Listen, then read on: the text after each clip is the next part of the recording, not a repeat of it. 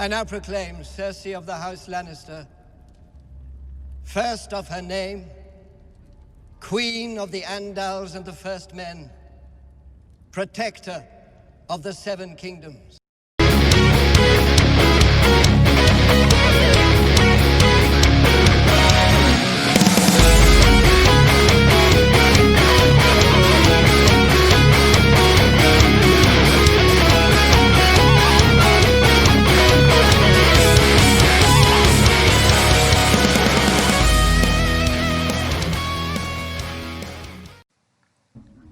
After what was painfully an average episode last week from Studio Guts, with the absence of Yukiko Nakatani and a pretty standard board and direction, I was actually hoping this week's episode would, have something nice to talk about.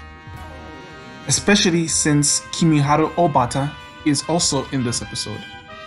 This week we have a new episode director, Yoshifumi Sueda, storyboarded by Hiroyuki Yamada, with chief supervision by Hatsue Nakayama, along with guest supervisors Kimiharu Obata and Kaori Yoshikawa. Now, the direction and storyboard are honestly nothing to write home about, with the storyboard offering very little interesting visually, even though this episode covers a duel with a chair, with the only visually interesting sections coming from the CGI action, which really is made interesting with Naoto Hashimoto's direction as CG director. Now, this is a very strange episode.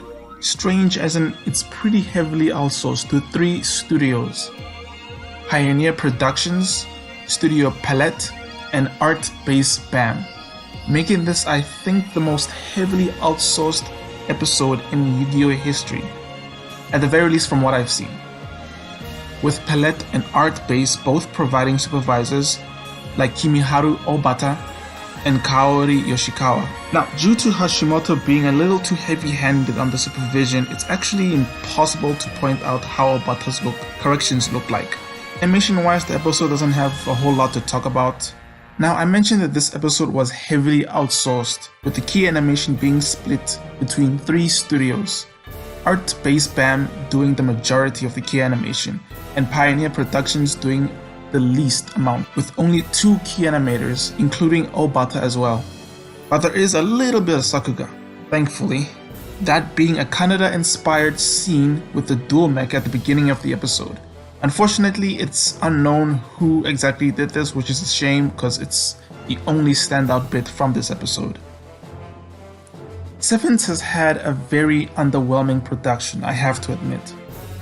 While there have been some nice action cuts, they've been very short and limited, and have barely reached the heights Vrains has. And we all know the type of production that Vrains had. Unlike the older shows, Sevens doesn't seem to give the appropriate amount of attention that they should to the action scenes. And by that I mean time. Spending the same amount of time on the action cuts as they do any other cut, which should be about 2 weeks, depending on the cut. Back on the old shows, Ogawa was given extra time for his action scenes. But given this is a long-running weekly anime, crunch time given to complete these episodes is a lot shorter. And yes, I know, Vrains was also a weekly long-running TV anime.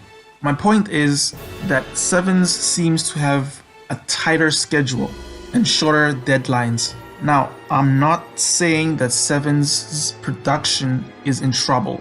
Far from it. They just do things a little differently. The episodes have constantly been polished in terms of art, and will continue to be so, hopefully. Now, will Sevens have bonkers animation in the future? Personally, I don't think so. At least not outside the openings. As I've said before, Bridge has plenty of talent, very good talent, and it's honestly a shame that we don't get to see them actually stretch their muscles. Anyway, next week, episode 20 seems interesting. Hopefully, I might cover it.